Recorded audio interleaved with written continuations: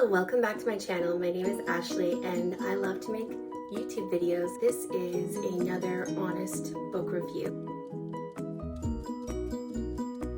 Today's honest book review is going to be about the Ballad of Songbirds and Snakes by Suzanne Collins. So this is the Hunger Games prequel, and right away let me assure you that this will be an entirely spoiler-free review.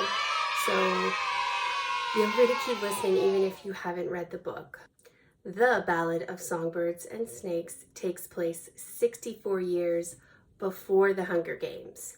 Now, this is also 10 years after the Great War between the capital and the outer-lying districts. So what you learn is that at this time, so during this period after the war, the capital is not doing very well. From the Hunger Games trilogy, we know the capital as a place of abundance, of technology, and that is simply not the case. Right now, they are still rebuilding after this huge conflict that left them quite decimated.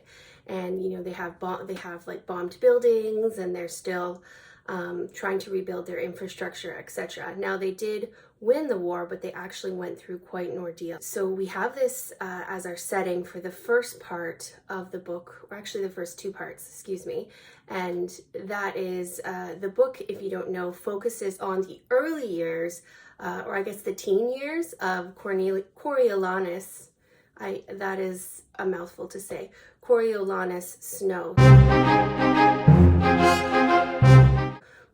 The man who will become President Snow and be the adversary for Katniss in the three books. As I said, this is his teen years, so Coriolanus is attending the academy, which is a school that is for all the capital's wealthy families. Now, the Snows used to be a wealthy family and they have a very nice address. However, during the war, all of their money was basically lost because it was sunk into some of the districts. So they, as I said, they don't have a lot of money, but Coriolanus, or Corio, is trying to keep up the appearance that they are wealthy. They have the address and he's wearing like clothes that are a bit too small for him, and you know, he's actually really hungry, so he's eating a lot when he's at school.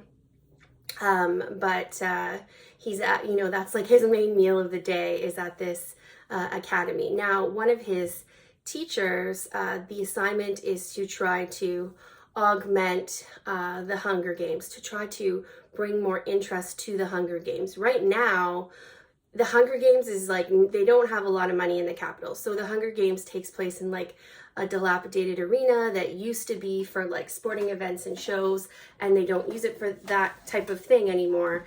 And it's very low tech, like I said, just this arena. It's not this massive high-tech game that we see it as in the Hunger Games. But what we do learn is that this she's actually a scientist. She's in charge of the games, the head game maker, and she wants to get people more interested in the games because it's actually hard to even get the people of the capital to watch the games, and the people of the capital actually find it quite distasteful seeing these kids kill one another. So they've developed the mentorship program. This is the first ever of its kind, and what we see in the Hunger Games is that the mentors are past winners of the Hunger Games, but in this first trial run of the Hunger Games, the mentors are actually students. So Coriolanus gets assigned to mentor a girl from District 12. This is a really bad assignment because District 12, as you know, is like one of the poorest districts. It's the coal mining district, and not only is it the poor district, but it's a girl. And this is largely because the dean, he is pretty much against Coriolanus. The two of them butt heads quite a bit throughout the book. But anyway, that sets the stage. That's the premise of the book. So Coriolanus has been assigned this person, and he really would like to have her do as well as possible because he needs to secure a scholarship for university, and he wants to have a good showing at this Hunger Games. So that's the premise. What I can tell you is there's only one chapter where an actual Hunger Games takes place.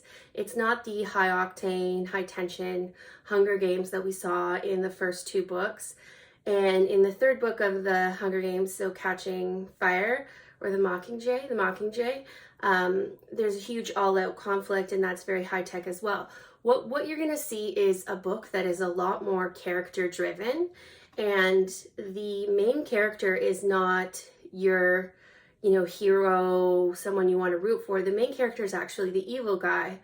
But I kind of like that because it's different. I'm sort of sick of these plucky female heroines who they're beautiful and they're so talented and they're just they like have this force of will and all they care about is helping people and the people that they love. It's kind of interesting to follow a character who's a little more duplicitous, who's a little less moral, and that's what you get from Coriolanus Snow. And you also get a little bit of a love story, so that is there. But I think a lot of people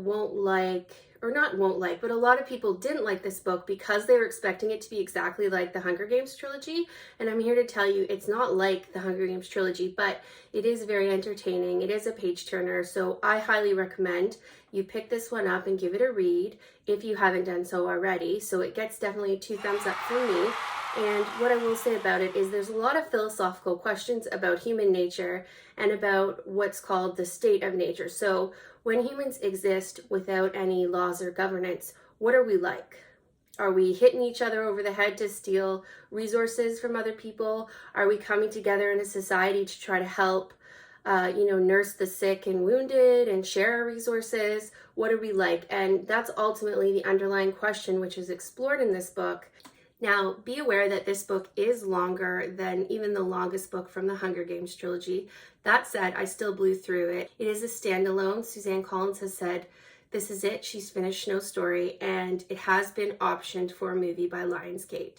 So we will see a film for this, and I'm really looking forward to that. Don't expect to see Snow ascend to the presidency. What you're seeing is the creation of who Snow is and why he is the way he is, and why he has the kind of perspectives that he has. And if you want any explanations why the Hunger Games is called what it is, where the Mockingjays came from, where the Hanging Tree song came from, it is all in this book. So your questions are all answered in this book. I really liked it. As I said, 2 thumbs up, give it a read. And in the comments, if you could, let me know if you read it and what you thought, or let me know which book I should review next. Thank you so much for watching. This was an honest review of the Hunger Games prequel, The Ballad of Songbirds and Snakes. I'll see you in my next video. Bye!